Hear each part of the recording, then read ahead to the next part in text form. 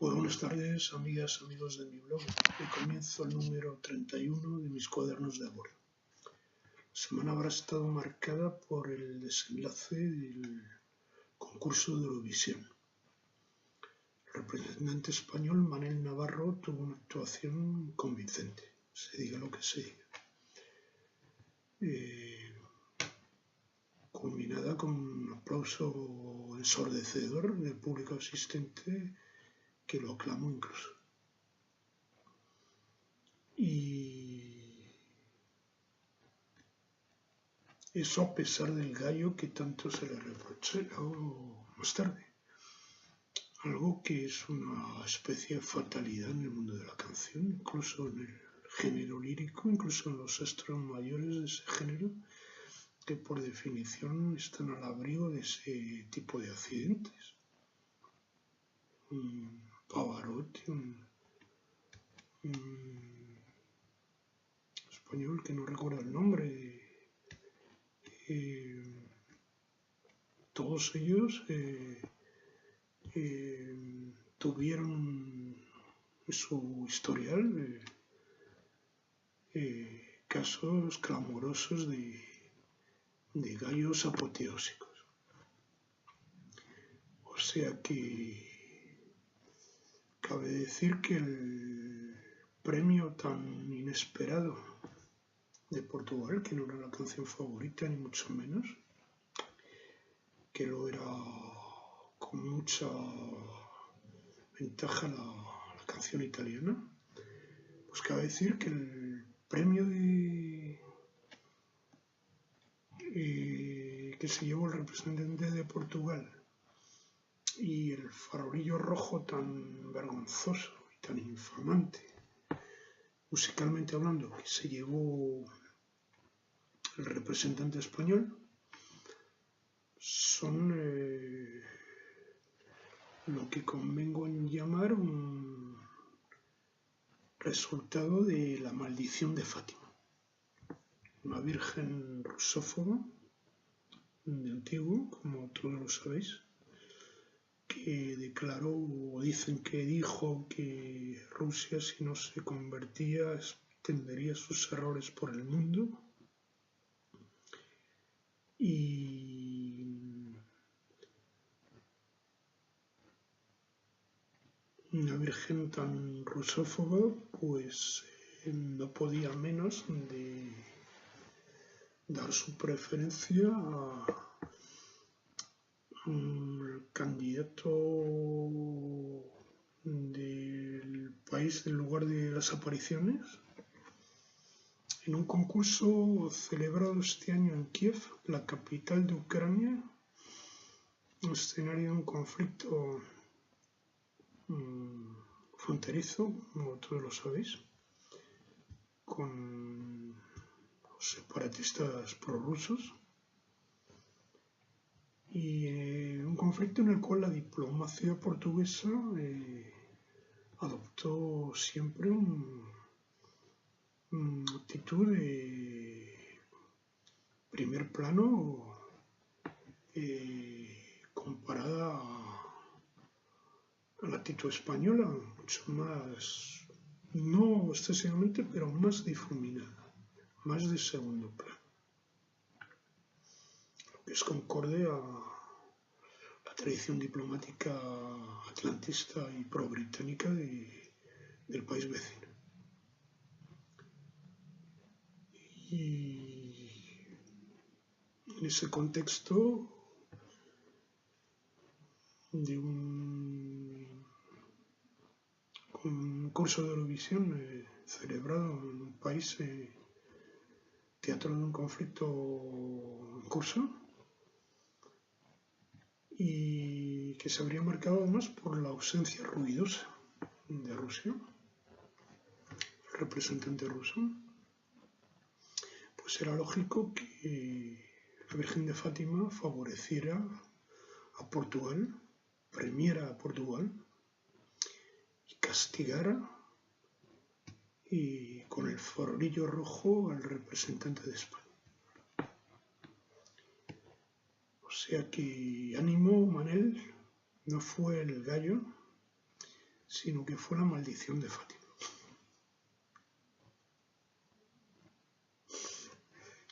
Que no se me tome blasfemia. Y la semana habrá estado marcada también por las desventuras del presidente norteamericano, Donald Trump, que se ve objeto de una operación de acoso y derribo en los medios, por cuenta de su pretendida implicación en la llamada trama de espionaje ruso, que le habrá costado ya el puesto a uno de sus estrechos colaboradores, el general Flynn, y una campaña peligrosa encabezada por el New York Times, respeto, tras la que parece perfilarse la amenaza del impeachment en inglés, la destitución. Acabará corriendo Donald Trump, el presidente más polémico de la historia contemporánea de los Estados Unidos, corriendo la misma suerte que le fue reservada a sus predecesores Bill Clinton y Richard Nixon. La cosa está por ver, porque es difícil establecer comparaciones con un presidente tan atípico y tan fuera de lo común. Y Donald Trump se habrá visto calificado de troll en lenguaje informático. Unas declaraciones recientes de la prensa española del fundador de Wikipedia, uno de los grandes gurús del mundo de las redes sociales, declaraba lo siguiente: Donald Trump es un troll, pero no podemos ignorarlo. El problema de los troles, y lo digo por propia experiencia, es que no se dan nunca por vencidos. Ya digo que hablo por propia experiencia. Lo habré aprendido a mis expensas.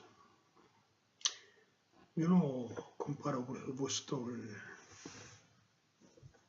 a Donald Trump con un provocador vulgar de las redes sociales o de Internet.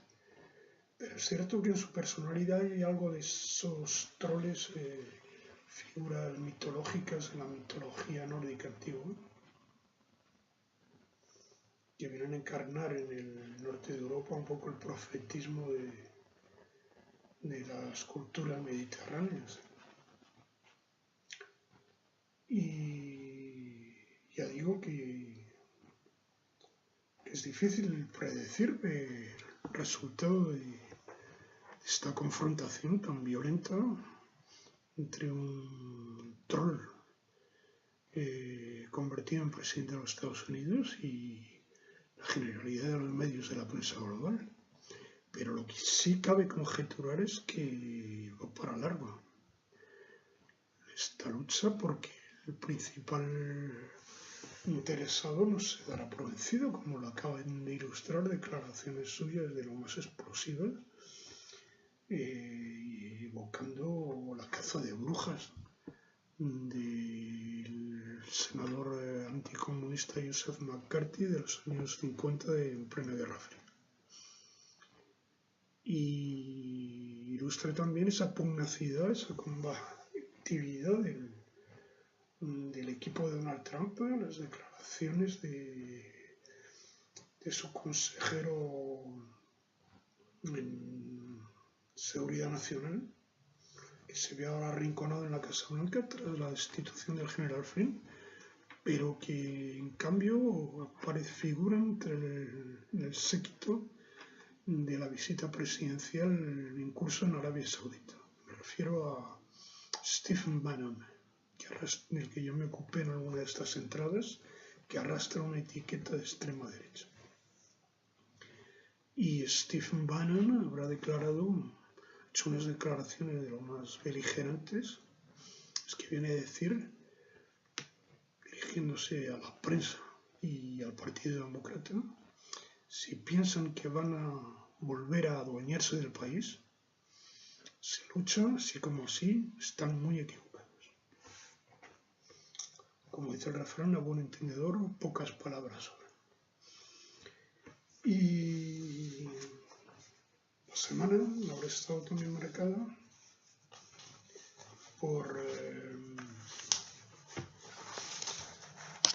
mis lecturas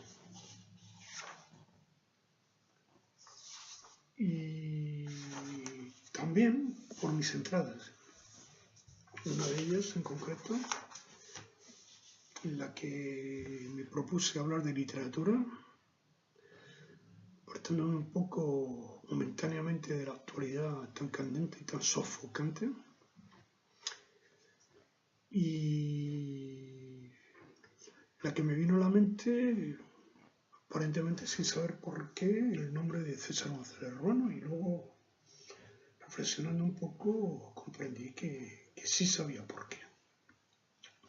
Y es que conocí personalmente a César González Ruano. Una instantánea que se me quedó grabada en la memoria y en la retina hasta hoy, prácticamente.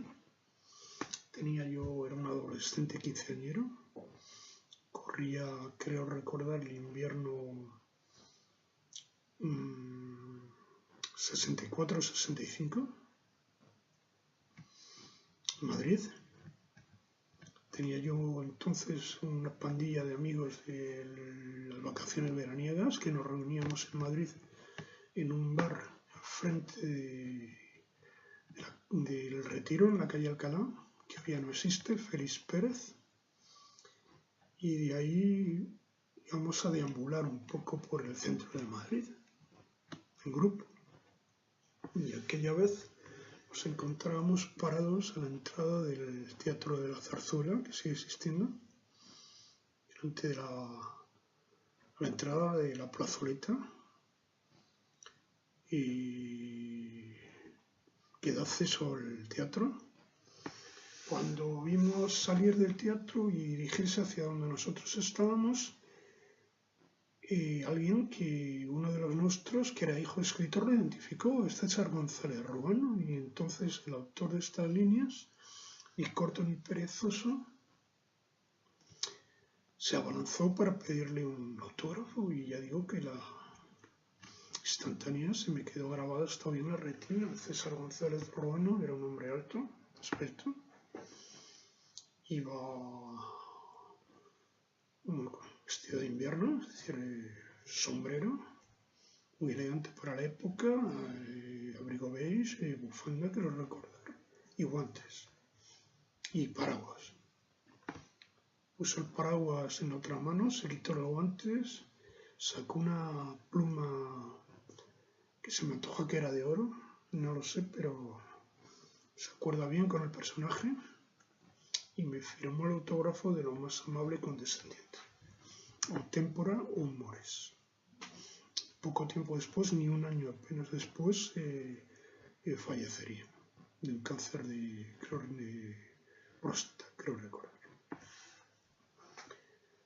Y César González Ruano fue indiscutiblemente el maestro de estilo, como él mismo lo reconoce, de Francisco Umbral y de su estilo inimitable.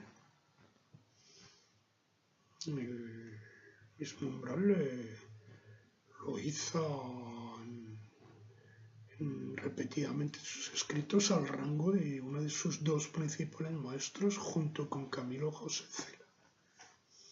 Y le dedico incluso un libro que me leí, La escritura perpetua, que me abrió los ojos sobre la importancia de César González Ruano en la literatura española contemporánea.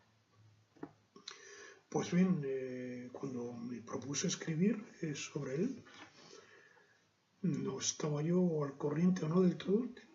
Me habían llegado ecos un poco vagos, imprecisos, no estaba al corriente del todo del escándalo que se montó por cuenta suya con una obra relativamente reciente que venía a recordar su trayectoria en Francia durante la Segunda Guerra Mundial bajo la ocupación alemana. Algo que le valdría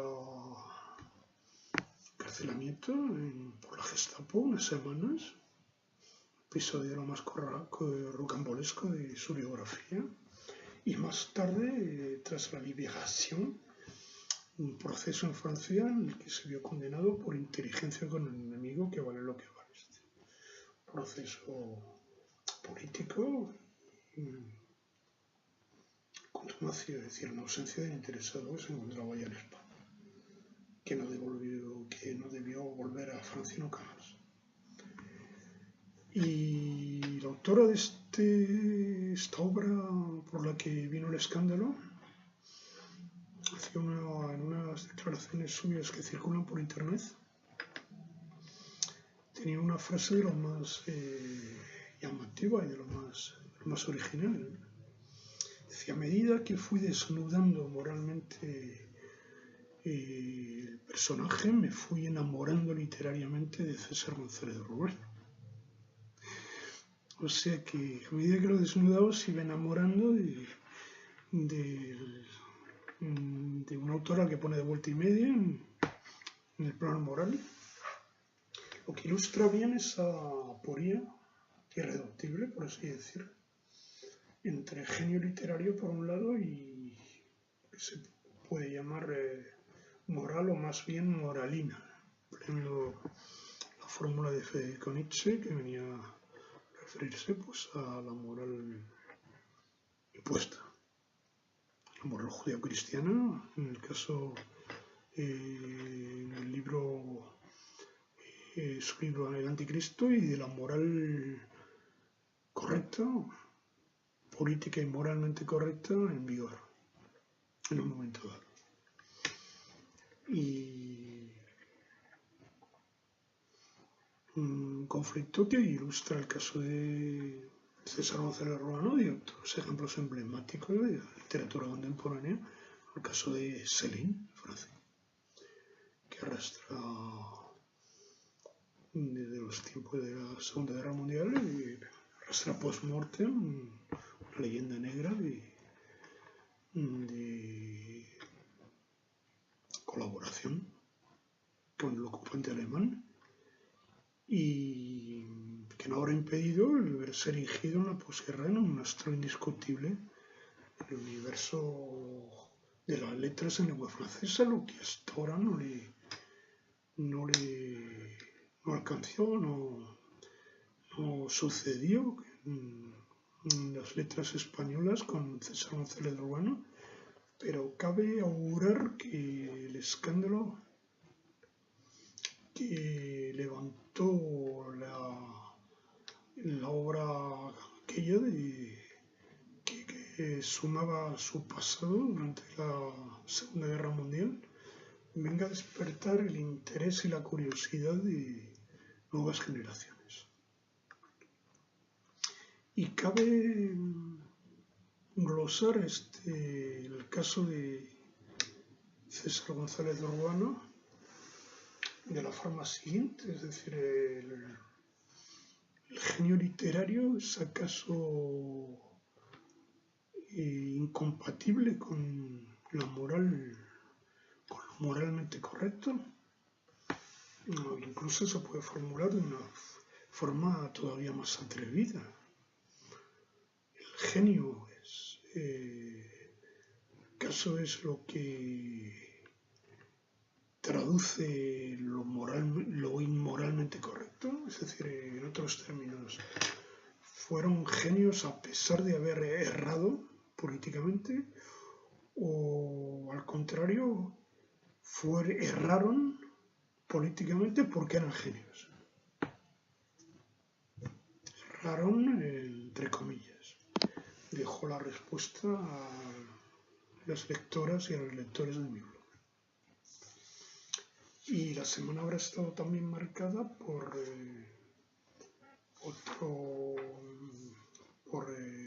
mis lecturas, como ya digo, y en particular una lectura apasionante de una de las obras de tipo histórico de Dominique Venner, al que aquí ya cité repetidamente, Historia del terrorismo, que viene a abordar el fenómeno del terrorismo contemporáneo, que ha atribuye una afiliación histórica muy clara a la Revolución Francesa y a seguir la Revolución Bolchevique.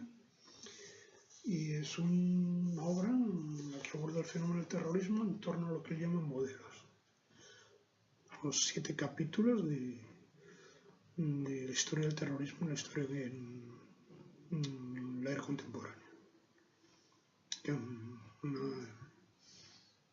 A base de un abanico de una enumeración interminable de sucesos de tipo terrorista, de fenómenos de tipo terrorista, que empieza con los nihilistas rusos y sus hermanos ideológicos, los terroristas, los anarquistas franceses y españoles y de otros países europeos de finales del siglo XIX y principios del siglo XX.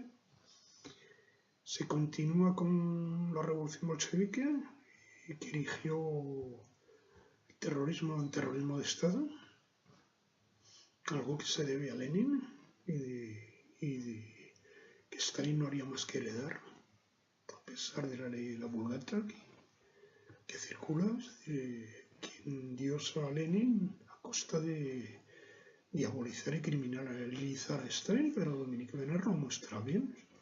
Fue Lenin el verdadero inspirador del terrorismo de Estado en la revolución y durante la guerra civil rusa.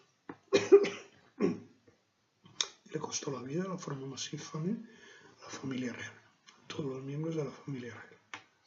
Es cierto que en un contexto de guerra civil fueron asesinados sin juicio previo ni nada, y tal vez eran rematados de forma cruel. En un contexto de guerra civil, la inminencia de la llegada de los blancos, los ejércitos blancos, pero la cosa fue así.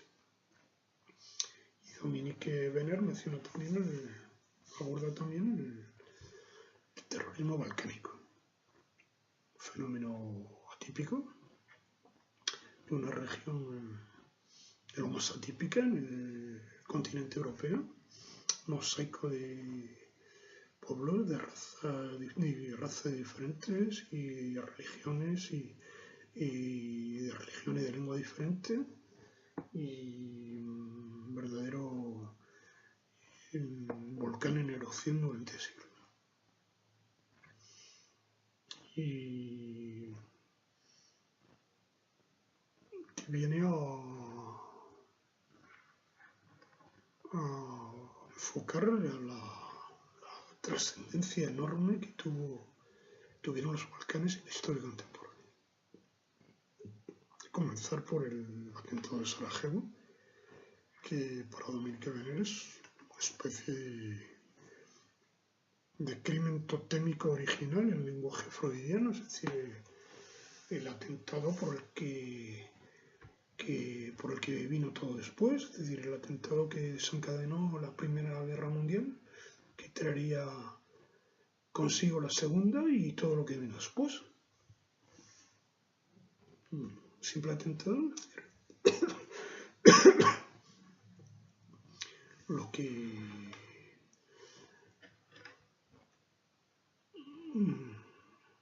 ilustra un poco ese carácter accidental de la historia contemporánea, como la ve Dominique Bernard. La fatalidad puramente accidental que trajo consigo lo que trajo. Un carácter de fatalidad accidental que se puede aplicar también a la Guerra Civil Española. Efectivamente, una corriente de la historiografía en Francia considera o cataloga la Guerra Civil Española entre los fenómenos llamados accidentales, es decir, que ocurrieron como podían haber ocurrido.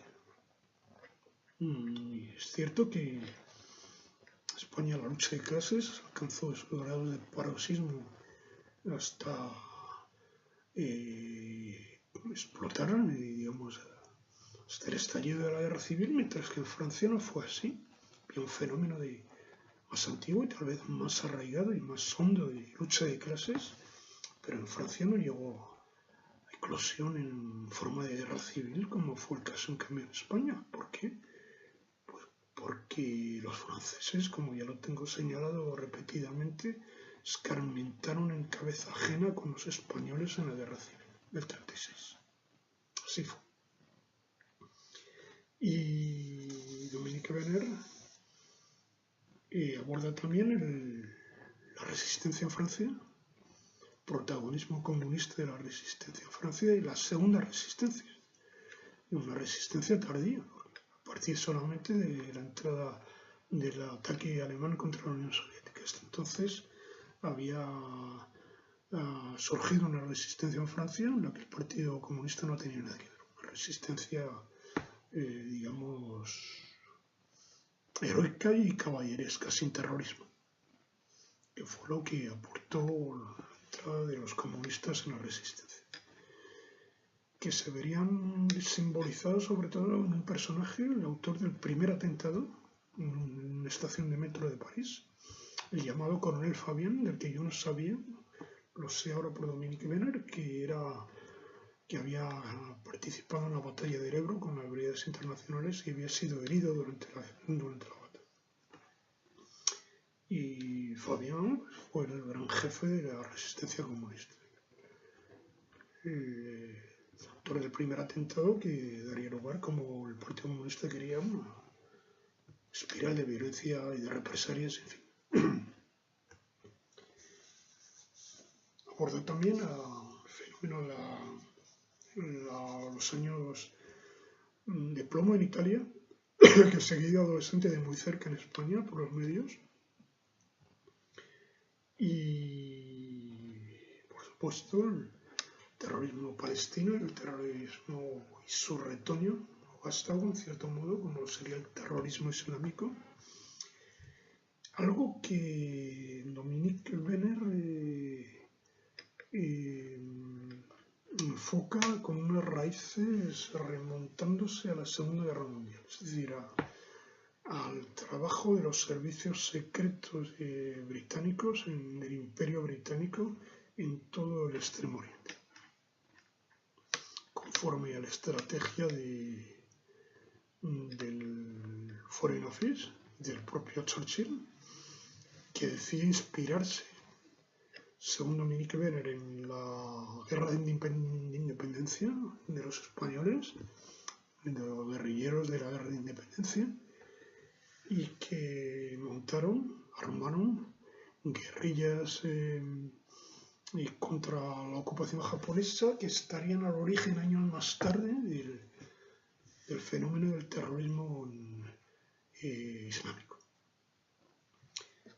Y ofrece la obra de Dominique Venner, no obstante, una laguna de lo más vistosa en lo referente a la ETA. Y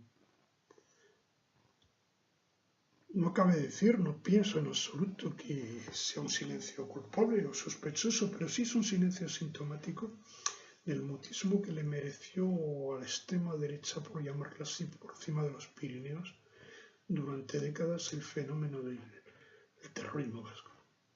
Tiene unas raíces, sin duda, de tipo histórico. Y era la colaboración innegable de un sector de nacionalistas vascos del otro lado de los Pirineos con el ocupante alemán. Algo que el caso del nacionalismo vasco de la otra vertiente, de la vertiente meridional, no se dio. Conocí un caso, un ejemplo de una familia edificante, ejemplar, de vascos nacionalistas, que conocí en una de las capillas tradicionalistas de las que asegurábamos el ministerio en el tiempo que yo permanecí en la fraternidad de Monseñor Lefebvre.